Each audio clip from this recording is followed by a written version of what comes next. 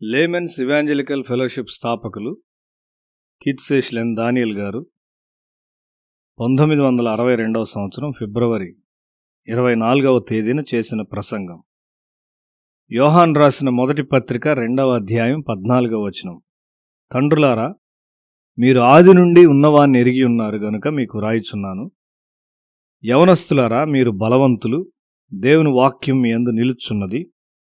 మీరు దుష్టుని జయించి ఉన్నారు గనుక మీకు రాయుచున్నాను. దేవుని ఎరుగని ప్రజలకు ప్రశస్తమైన దేవుని సత్యములను వ్రాయుట ఉపయోగం లేదని యోహాను ఎరిగి ఉన్నాడు. నీవు ఆత్మానుసారంగా జన్మించినప్పుడు మాత్రమే నీవు ఆయన ఎరుగ్గలవు. నీవు ఆత్మ ద్వారా నడిపించబడి ఒప్పించబడినప్పుడు తల నుండి పాదముల వరకు పాపివని నీవు తెలుసుకుంటావు. ఈ మరణకరమైన శరీరం నుండి ఎవరు నన్ను విమోచించగలరు అని నీవు చెప్తావు. దేవుని ఎరుగుట అదియే. బలవంతులైన మరియు దుష్టుని జయించిన యవనస్తులతో పరిశుద్ధుడైన యోహాను మాట్లాడుతూ ఉన్నాడు. వారు ఎట్లు బలవంతులుగా తయారయ్యారు? దేవుని వాక్యం వారిలో నివసించున్నది. దేవుని వాక్యం మనలో ఎట్లు నివసించును? మనం వాక్యమునకు విధేయులమైనప్పుడు అది మనలో నివసించును. మనం వాక్యమును చదివి దాన్ని గ్రహించవచ్చు. అయితే మనము దానికి విధేయులమైనప్పుడు మాత్రమే అది మనలో నివసించును. అప్పుడు నీవు బలవంతునిగా తయారవుతావు.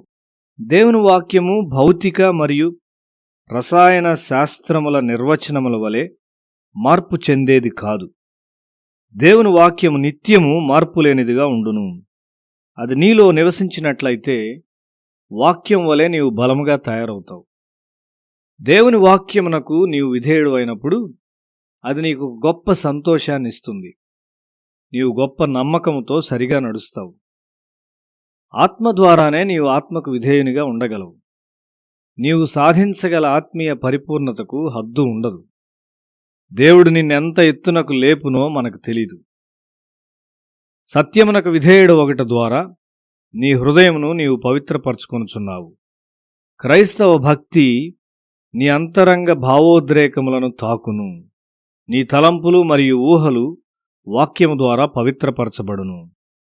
దేవుని వాక్యమును ధ్యానించి దానికి లోబడుట ఒక గొప్ప విషయం. నీకు సమీపముగా దేవుని సన్నిధిని గూర్చిన ఒక గ్రహింపును నీవు పెంపొందించుకుంటావు.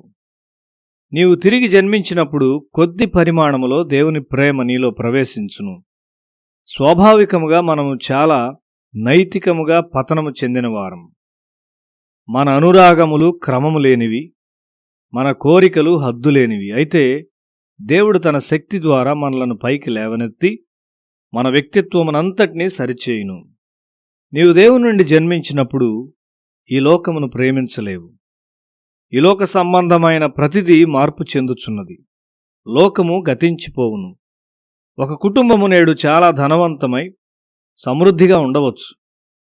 కొన్ని సంవత్సరముల తరువాత ఆ కుటుంబం అంతా సంపూర్ణంగా అదృశ్యమైపోవచ్చు. దేవుని చిత్తము చేయువాని జీవితము నిత్యము ఒక మాదిరిగా ఉండును. మనము నిత్యజీవము మరియు నిత్యమైన సాక్ష్యమును గురిగా కలిగి ఉన్నాము. నీవు దేవుని నుండి జన్మించి ఆయన చిత్తములో నివసించినట్లయితే నీవు ఒక నిత్యమైన శ్రేష్టమైన వానిగా ఉంటావు. యేసు నిరంతరము జీవించును. సాతాను ఆయన్ను ఎన్నడూ జయించలేదు. ఎందుకనగా యేసు ఎల్లప్పుడూ తన తండ్రి చిత్తమును చేశాడు. నన్ను పంపినవాడు నాకు తోడయ్యున్నాడు. ఆయనకిష్టమైన కార్యము నేను ఎల్లప్పుడూ చేయుదును గనుక ఆయన నన్ను ఒంటరిగా విడిచిపెట్టలేదని చెప్పెను. యోహాను సువార్త 8వ అధ్యాయం 29వ వచనంలో ఈ విషయాన్ని మనం చూస్తున్నాం.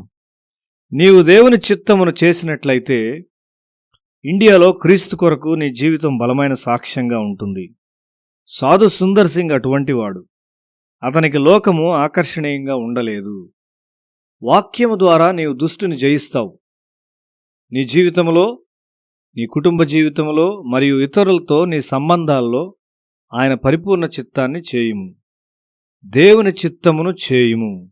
దేవుని చిత్తము కాని దాని నుండి తెగతెంపులు చేసుకో. ఎందుకనగా అది నిన్ను పాడు చేయును. దేవునితో నీవు గొప్ప ఆధిక్యతలు కలిగి ఉన్నావు. దేవునికి విధేయులైన వారి వెంట దేవుని దీవెన చాలా తరముల వరకు వచ్చుటను నీవు కనుగొంటావు.